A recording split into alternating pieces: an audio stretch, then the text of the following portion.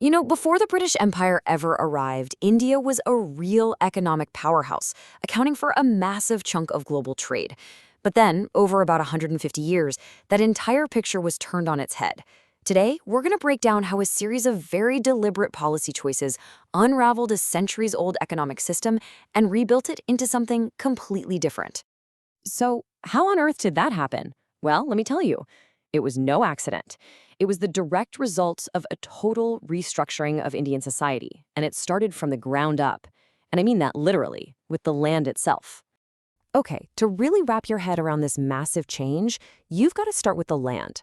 Before the British, land in India wasn't really a commodity. You couldn't just, buy and sell it freely. It belonged to the person who actually farmed it, the tiller.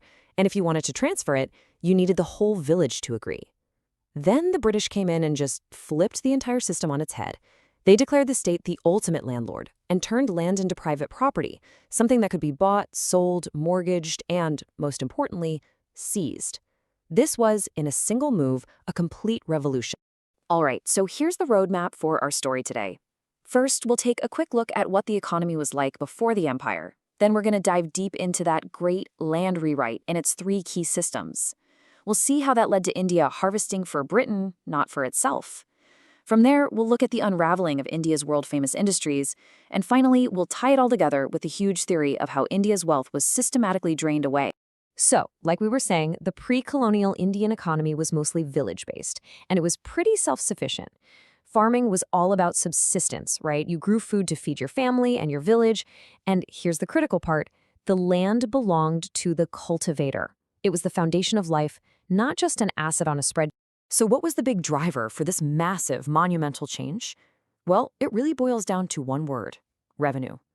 The British East India Company, and later the government, needed a steady, predictable, and huge source of cash to pay for its administration, its wars, the whole shebang. And their answer was to tax the land. But to do that systematically, they first had to completely change the rules of who owned. Okay, so their first big experiment was this thing called the zamindari system, rolled out by Lord Cornwallis in 1793. What they did was they took the traditional tax collectors, the zamindars, and just declared them the new owners of the land. Their job was to pay a fixed, permanent amount of tax to the British, and just like that, the farmers who'd worked that land for generations, they basically became tenants on their own land. All right, so next they tried a different approach, the Rayat Wari system. Now, on paper, this actually sounds a lot fairer. The government dealt directly with the peasant, the Rayat, and even recognized them as the landowner. But here's the catch, and it's a big one. The tax rate was absolutely sky high, often 50 to 60% of what they grew. This huge tax bill, which had to be paid in cash, pushed so many farmers deep into debt, often to moneylenders, just to keep from losing everything. And then there was the third system, the Mahalwari system, which was kind of like a mix of the other two. In this case, the entire village, or Mahal, was treated as one unit. The British would decide on a tax bill for the whole village, and the village headman was responsible for collecting it. It kept the village together, sure, but it still meant the entire community was on the hook for these massive and often impossible tax payments. So you've got those three names, Zamindari, Rayatwari, and Mahalwari. Different names, different methods, but they all had the exact same game-changing results. For the first time in much of India, land was just a commodity. A farmer could now lose their ancestral land, the very basis of their family's existence, simply because they couldn't pay a cash tax to a far-away government. This one change laid the groundwork for everything that came next. Okay, so this brings us to the next crucial link in the chain. Once you force farmers to pay incredibly high taxes, and only in cash, you totally change what they decide to grow. Farming to feed your family doesn't get you cash, and this started a massive shift toward what we call the commercialization of agriculture. So a few big things really pushed this change into overdrive. Of course, it started with those high cash taxes, but then it got supercharged by world events. You've got Britain's booming factories screaming for raw materials like cotton and indigo. The Suez Canal opened in 1869, which slashed the time and cost to ship goods to Europe. And then, and this is a big one, the American Civil War breaks out, cutting off Britain's main supply of cotton. Suddenly, Britain desperately needed it, and they looked straight to India, creating this massive new demand. And if you need just one statistic to see the incredible impact of all this, this is it. Get this. Between 1893 and 1945, as farmers chased cash, the production of commercial crops, things grown for export, shot up by a whopping 85%. And during that exact same period, the amount of food being grown actually fell by 7%. And the result of this? It was as tragic as it was predictable. You have this situation where India is exporting all this agricultural wealth, but back home, its own people literally had less food on their plates. This drop in food availability was a major reason for the series of horrific, widespread famines that swept across the country during British rule. So, okay, the very foundation of the economy, agriculture, has been completely transformed. But what about industry? Well, before the British, India was famous for its incredible handicrafts, especially its textiles. People called it the workshop of the world, but that was about to be completely unraveled too. Let's just put a number on this so you can see how big a deal it was. Around the year 1800, India's share of the entire world's trade was estimated to be a massive 20%. Now, fast forward to 1913. After about a century of these policies, India's share of world trade had absolutely collapsed to just 1.5%. This wasn't just a decline, it was a total catastrophe. So what happened? Well, it was basically a three-step playbook. First, they rigged the game with what was called one-way free trade.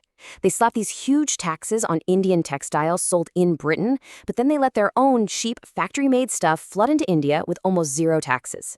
Second, as the British took over, the old Indian courts and nobility disappeared, and with them went the main customers for all those high-end, beautiful handicrafts. And third, well, it was simple competition. The Indian weaver working by hand just couldn't compete with the rock-bottom prices of goods pouring out of British factories. And this all leads us to the final piece of the puzzle, the idea that really ties all of this together. With agriculture geared for export and local industry collapsing, you have to ask, with all this economic activity, where was the money actually going? The answer, according to many thinkers at the time, was the drain of wealth. This drain happened in a few key ways. First step, you've got something called home charges. You can just think of this as India being forced to pay for its own occupation. The salaries of British officials in India and London, military costs, pensions, all of it came from Indian taxes. Second, there was the trade surplus. See, India was often exporting way more than it was importing, which sounds good, right? But that profit, it never came back to India. It was used to pay Britain's bills all over the world. And third, the East India Company pioneered this system where it literally used Indian tax money to buy Indian goods, then exported those goods for its own private profit. The capital was just being pulled out, never put back in. Now, the person who really blew the whistle on all of this, who meticulously documented it and gave it a name, was Dadabhai Naoroji. He was known as the Grand Old Man of India, a towering intellectual figure who was one of the first to really prove, with data, how this wealth was being siphoned away. And his conclusion, which he laid out all the way back in 1867, was absolutely devastating. He said India's poverty was caused by the foreign and colonial nature of British government. For him, it was simple. India's growing poverty wasn't an accident or some internal failure. It was the direct result of a system built to extract wealth for another country's benefit. So, you see, these weren't just temporary policies. They completely rewired India's entire economy, creating deep structural changes that would last for generations. This shift from being a self-sufficient producer to a supplier of raw materials, the collapse of traditional industry. Some argue that the echoes of these changes can still be seen in India's development challenges today. And that really leaves us with a huge question. How does a nation even begin to rebuild after its economic foundations have been so completely unraveled and reshaped by another power?